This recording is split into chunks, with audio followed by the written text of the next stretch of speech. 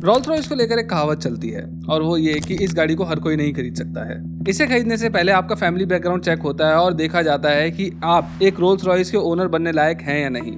अब ये कहावत सुनने में तो बड़ी मजेदार लगती है, लेकिन अफसोस ये सरासर झूठ है। कोई भी व्यक्ति रोल्स रॉयस को खरीद सकता है एज लॉन्ग एज उसके पास इस गाड़ी को खरीदने के लिए पैसे हैं। अब भले ही रोल्स रॉयस के लिए कहावत झूठी हो, लेकिन एक कार है जिसके लिए बिल्कुल सच है और वो है एक टोयोटा। नहीं, कोई आम टोयोटा नहीं, बल्कि टोयोटा सेंचुरी। टोयोटा सेंचुरी एक अल्ट्रा रेयर लग्जरी कार है जो सिर्फ जापान में मिलती है और वहाँ भी इसे सिर्फ इनवाइट ओनली मेथड से ही खरीदा जा सकता है। और अभी का तो मुझे पता नहीं, लेकिन पहले इसे बड़े बिजनेसमैन, बड़े गवर्नमेंट ऑफिशियल्स और रॉयल फैमिली को ही बेचा जाता था। टोयोटा वो कंपनी है जो दशकों से अपनी रिलायबिलिटी के लिए जानी जाती रही है। लेकिन आज इस वीडियो में मैं आप लोगों को बताऊंगा कि कैसे इस कंपनी ने एक सुपर लग्जरी कार भी बनाई थी जो कि पहले रोल्स रॉयस से भी ज्यादा बेटर हुआ करती थी। इस वीडियो में हम ये भी जानेंगे कि क्यों टोयोटा इसे जापान से बाहर नहीं बेच पाती अपनी कनकोत्सु टेक्निक की वजह से, और कैसे इस कार के इंटीरियर्स बुद्धिस्ट ज़ेन फिलॉसफी से इंस्पायर्ड हैं। सब जानेंगे, पर उससे पहले please hit the subscribe button.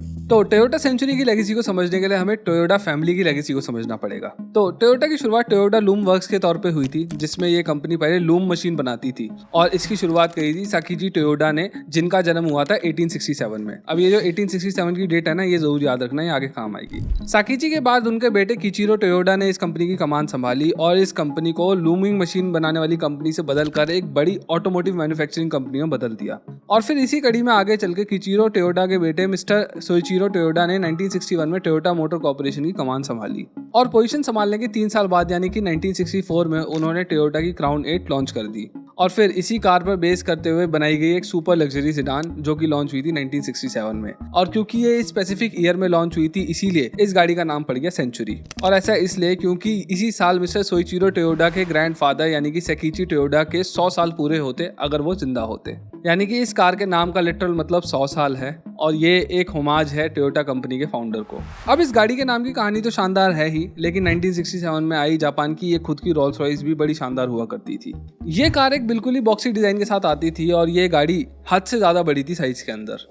इस गाड़ी की जो लेंथ थी वो 5.2 मीटर से चालू होकर 5.7 मीटर तक जाती थी लॉन्ग व्हील बेस वर्जन में। अब हो सकता है कि आप लोग इमेजिन ना कर पा रहे हो कि ये जो गाड़ी की लेंथ है वो कितनी ज्यादा है, तो मैं बता दूं कि जो होंडा की अकॉर्ड है ना, वो लगभग 5 मीटर से थोड़ी सी कम होती है। ये सेंचुरी एक मेहमत की तरह दिखाई देती थी एंड अपने साइज की वजह से ये गाड़ी बहुत ज्यादा भारी भी हुआ करती थी। इस गाड़ी का वजन लगभग 1800 किलोग्राम का था। हाँ, आजकल की बड़ी एसयूवीज के बराबर ही है, लेकिन उस टाइम के हिसाब से अगर हम देखें तो ये बहुत ज्यादा है, क्योंकि तब ना गाड़ियां बहुत हल्की हुआ करती थी, क्योंकि गाड़ियों के अंदर बहुत ज्यादा सेफ्टी फीचर्स नहीं हुआ करते थे। तो इसीलिए इस गाड़ी को बहुत ज्यादा भारी बोला जा सकता है फॉर दैट टाइम।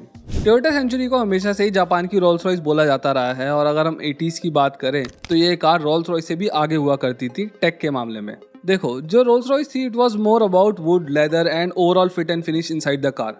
वहीं सेंचुरी में इन सब चीज़ों के साथ साथ टेक्नोलॉजी के ऊपर भी बहुत ज़्यादा ध्यान दिया गया था। सेंचुरी की फर्स्ट जनरेशन 1967 से लेकर 1997 तक चली थी और इस टाइम पीरियड के अंदर इस गाड़ी के 3 इटरेशंस आए थे, जिनके नाम थे G20, G30 और G40।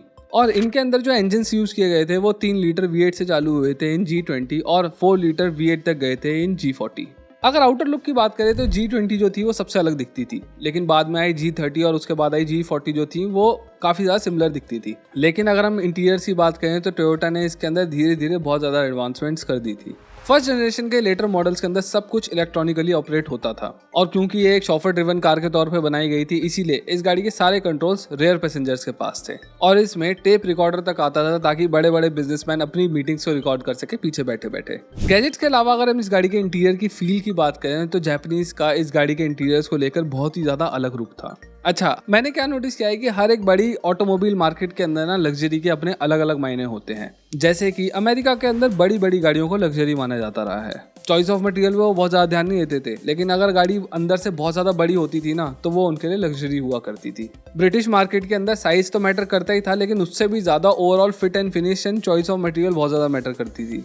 इसीलिए हम देखते हैं कि रोल्स रॉयस, बेंटले, JLR के अंदर के इंटीरियर्स जो है ना, उनकी क्वालिटी बहुत ही ज़्यादा अच्छी होती है। और अगर हम जर्मन्स की बात करें तो उनके लिए बाकी बातों के अलावा लग्जरी इंजीनियरिंग ओरिएंटेड बहुत ज़्यादा रहती है। उनकी कार जितनी ज़्यादा लग्जरी होती जाती है ना, वो उतनी ही ज़्यादा ओवर कॉम्प्लेक्स भी होती जाती है। लेकिन जापानीज ने खुद की इकलौती सुपर लग्जरी कार के लिए एक बिल्कुल ही अलग तरीके की लग्जरी को चुना। And that is the silent luxury. Japan Zen Buddhism philosophy को मानता आया है जो कि साइलेंस को बढ़ावा देती है, और इसी ज़ेन बुद्धिज्म की फिलॉसफी को अपनी लग्जरी कार के अंदर अप्लाई करने के लिए टोयोटा ने इस गाड़ी के इंटीरियर्स को लेदर से नहीं बल्कि वूल से बनाया था, क्योंकि लेदर की सीट्स पर बैठने पर या इनको एडजस्ट वगैरह करने पर इनमें से क्रीकिंग साउंड आती है, लेकिन वूल के साथ ऐसा नहीं है। वूल बहुत ज़्यादा सॉफ्ट है, इसीलिए लग्जरियस फील होती है और इस पर बैठने पर कोई आवाज़ भी नहीं आती, इसीलिए बहुत ज़्यादा साइलेंट हो जाता है गाड़ी का कैबिन। हाँ, ये गाड़ी लेदर इंटीरियर्स के साथ भी आती थी, लेकिन जापानीज की पहली चॉइस वूल ही थी अपनी साइलेंस की वजह से। लेकिन टोयोटा के लिए बस इतनी शांति काफ़ी नहीं थी, इसीलिए जब टोयोटा ने 1997 में सेंचुरी की सेकंड जनरेशन लॉन्च करी तो उसमें से पुराने वाले V8 इंजन को हटाकर उसके अंदर एक 5 लीटर का V12 इंजन लगा दिया, जो कि 295 bhp तक प्रोड्यूस कर सकता था in its later versions. And actually ये एक लौती जापानीज सीरीज प्रोडक्शन कार है जिसमें आज तक V12 इंजन दिया गया हो। और सरप्राइज की बात तो ये है कि ऐसा प्राइमरली इसकी पावर को बढ़ाने के लिए नहीं किया गया था, बल्कि इसलिए किया गया था क्योंकि नंबर ऑफ सिलेंडर्स बढ़ने से ना गाड़ी का इंजन और भी ज़्यादा स्मूथ हो जाता है और शांत भी। And as I said before, Japanese luxury quietness पे ज़्यादा फोकस करती है, इसीलिए टोयोटा ने ऐसा किया। टोयोटा ने अपनी सेकंड जनरेशन सेंचुरी का एक बिस्पोक वर्जन भी निकाला था 2006 के अंदर जापान की इंपीरियल फैमिली के लिए। इस गाड़ी के अंदर ऐसे जापानीज लग्जरी टचेस दिए गए थे जो किसी भी कार में देखने को नहीं मिलते हैं, जैसे कि इस गाड़ी के एंट्री स्टेप्स पे ग्रेनाइट लगाया गया था और इसकी जो सीलिंग थी वो काफ़ी ज़्यादा एक्सपेंसिव जापानीज मटेरियल से कवर करी गई थी, जिसे जापान में वाशी राइस पेपर बोला जाता है। सेकंड जनरेशन वाली गाड़ी में इंजन के अलावा एक बात और खास थी, और वो ये कि ये गाड़ी 1997 से लेकर 2017 तक यानी कि पूरे 20 साल तक बिल्कुल भी नहीं बदली थी। इस गाड़ी को कोई भी फेसलिफ्ट नहीं मिला था। इंटीरियर्स में टोयोटा ने कुछ मिनिमल चेंजेस किए थे, लेकिन बाहर से ये गाड़ी पूरे 20 साल तक बिल्कुल एग्जैक्टली सेम दिखा करती थी। 1997 में जब ये गाड़ी आई थी तब इसके साथ की रोल्स रॉयस और बेंटली कुछ इस तरीके से दिखा करती थी। हाँ, इससे ये गाड़ियाँ थोड़ी सी मॉडर्न दिख रही हैं, लेकिन बहुत ज़्यादा फर्क नहीं है।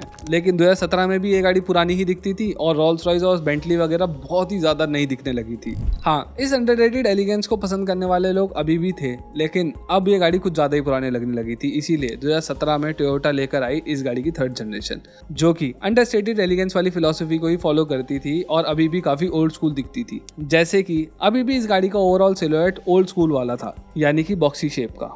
अभी भी इस कार के अंदर टिंटेड ग्लास की बजाय लेस्ड कर्टेन दिए जा रहे हैं जो कि मोटराइज्ड हैं, और अभी भी इस गाड़ी के अंदर वूल वाले इंटीरियर मिलते हैं। ये कार अभी भी बहुत ज़्यादा पैसेंजर फोकस्ड है, इसीलिए इसका जो डैशबोर्ड लेआउट है या फिर कंट्रोल वगैरह है ना, वो उतने टॉप नॉच नहीं है जितने रोल्स रॉयस के अंदर देखने को मिलते हैं। लेकिन ऑल एंड ऑल अभी भी ये ओल्ड स्कूल आइडियोलॉजी पे बेस्ड है, और मेरे हिसाब से इस तरीके की लग्जरी दुनिया के अंदर कोई दूसरी गाड़ी नहीं दे रही है।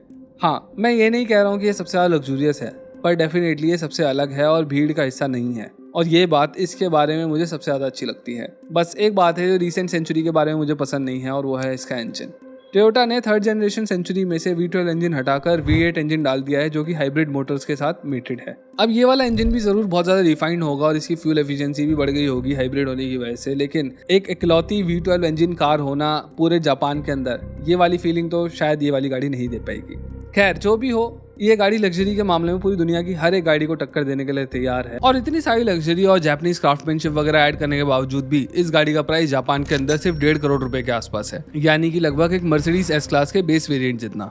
और यहीं से एक सवाल ये उठता है कि अगर ये इतनी ज्यादा कैपेबल गाड़ी है, वो भी इस प्राइस पॉइंट पे, तो टोयोटा इसे जापान से बाहर क्यों नहीं बेचती है? वेल, इसका सबसे बड़ा रीजन है इस गाड़ी का प्रोडक्शन मेथड। टोयोटा सेंचुरी को बाकी मास प्रोड्यूस टोयोटास के साथ नहीं बनाया जाता। इनफैक्ट टोयोटा सेंचुरी को किसी भी असेंबली लाइन पर बनाया ही नहीं जाता। जी हाँ, इसके लिए कोई भी असेंबली लाइन नहीं है।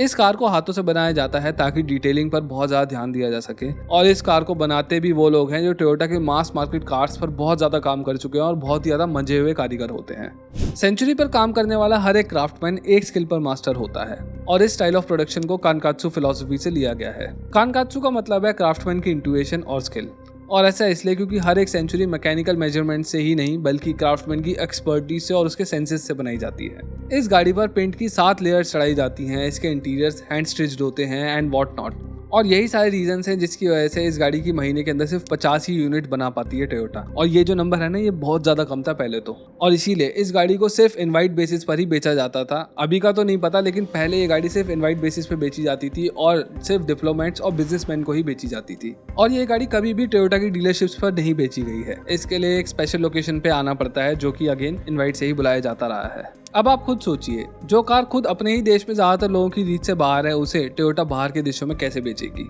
खैर कोई भी रीजन हो, और भले ही टोयोटा इस गाड़ी को बाहर के देशों में नहीं बेचती हो, लेकिन अमेरिकन इस गाड़ी को लेके बहुत ज्यादा पागल हैं। इसीलिए वो जापान से सेकंड हैंड सेंचुरीज खरीद रहे हैं और अपना सपना पूरा कर रहे हैं। और उन्हें ये गाड़ियां बहुत ही ज्यादा सस्ते प्राइस पर मिल रही हैं, लगभग 15 से 20 लाख रुपए के आसपास में ही। और ऐसा इसलिए क्योंकि जापान में पुरानी गाड़ियां ओन करना नई गाड़ियों से भी ज्यादा महंगा पड़ता है ड्यू टू टैक्सेस। इसीलिए इनके ओनर्स इन्हें बहुत ही ज्यादा कम प्राइसेस पर बेच रहे हैं। तो यहाँ पर हम ये कह सकते हैं कि किसी की मजबूरी का फायदा किसी और को मिल रहा है। तो यही थी टोयोटा सेंचुरी की कहानी, जिसे जापान की रोल्स रॉयस बोला जाता है, and to many it is a better Rolls Royce than a Rolls Royce itself. तो इस वीडियो में बस इतना ही। अगर आपको मेरी वीडियो पसंद आई तो please consider subscribing to our channel. इस वीडियो को लाइक करिए, शेयर करिए और कमेंट्स में सेंचुरी के बारे में अपने विचार जरूर छोड़िए। Thank you.